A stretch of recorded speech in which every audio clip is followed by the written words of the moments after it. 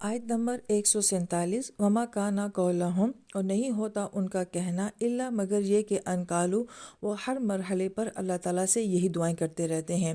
یہ کون لوگ دعائیں مانگ رہے ہیں جن کی اللہ تعالیٰ نے سابقہ آیات میں اتنی تعریفیں کی ہیں، تو اتنے اعلیٰ مقصد پہ ہونے کے باوجود اور اتنی قربانیاں دینے کے باوجود بھی وہ اللہ تعالیٰ سے دعائیں کرتے رہتے ہیں، لہٰذا اپنی نیکی کا کوئی فخر نہیں ہے۔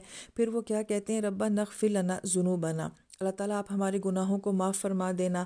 تو کیا اتنے اعلیٰ مقصد پہ ہونے کے باوجود بھی کیا ان سے کوئی گناہ ہو سکتے ہیں؟ تو انسان بہرحال انسان ہے، بہت ساری کمی بیشیاں ہو سکتی ہیں۔ ہم یہ نہیں کہہ سکتے میرا مقصد بہت اعلیٰ ہے، میری سوچ بہت اعلیٰ ہے تو اس میں کوئی کمی نہیں ہو سکتی، اس میں کوئی غلطی نہیں ہو سکتی۔ تو یہاں پہ یہ کہا جا رہا ہے، سابقہ آیات کے ساتھ اس کو ملا کے دیکھیں تو کہا گیا تھا کہ ان لوگوں کے اندر وہن نہیں ہوتا ہے اور گناہ ہوتے ہیں جو انسان کو اندر سے کمزور کر دیتے ہیں۔ تو یہ گویا کہ دعا مانگ رہے ہیں کہ اگر ہمارے کسی گناہ کی وجہ سے ہمارے اس کام میں کوئی کمی ہوگی ہے تو آپ معاف فرما دیں۔ دوسرا فرمایا کہ وَإِسْرَافَنَا فِي أَمْرِنَا، اور اس کام میں جو بھی ہم سے اسراف ہو جائے اس کو بھی معاف فرما دیں۔ اسراف کہا جاتا ہے کہ کسی کام کو اس پرفیکشن کے ساتھ نہ کر پانا، اس چستی کے ساتھ اس کام کو نہ کر پانا، کسی قسم کی سستی اور کاہلی کا ہو جانا، جیسے کہ پچھلی آیت مبارکہ میں کہا گیا تھا کہ وَمَا ضَعُفُوا، وہ بوجھل نہیں ہوتے ہیں۔ تو اگر اللہ تعالیٰ اس کام کو کرتے ہوئے کسی قسم کی کوئی سستی ہم سے ہو گئی ہے، کوئی بوجھل پن ہم سے ہو گیا ہے تو وہ بھی آپ معاف فرما دینا۔ وہ ثبت اقدامنا، اور ہمارے قدموں کو جما دینا۔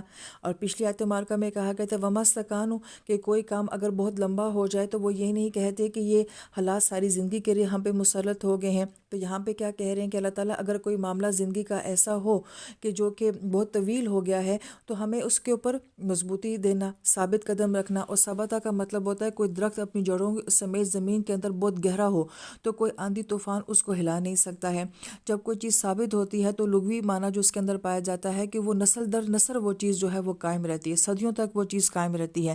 تو کسی چیز کا مستقل اپنی جگہ کے اوپر قائم رہنا، کہ حالات ہمیں شکست نہ دے دیں، حالات کی وجہ سے ہم کمزور نہ ہو جائیں۔ وانصرنا علی القوم الکافرین، اور جو کافروں کی قوم ہے اس پہ ہماری مدد کرنا۔ تین ایسی دعائیں مانگی ہیں جن کا تعلق انسان کے اپنے اندر کی دنیا کے ساتھ ہے، اور انسان کے لیے سب سے بڑی رکاوٹ اس کی اپنی ذاتی ہوتی ہے، اپنے اندر کی کمزوریاں ہوتی ہیں۔ تو ان اندر کی کمزوریوں کے لیے تین دعائیں مانگی گئیں، اور جو باہر کے دشمن ہوتے ہیں ان کے لیے بس ایک دعا مانگی کہ اللہ تعالیٰ کافروں کے اوپر ہمیں اپنی غیبی نصرت عطا فرما دینا۔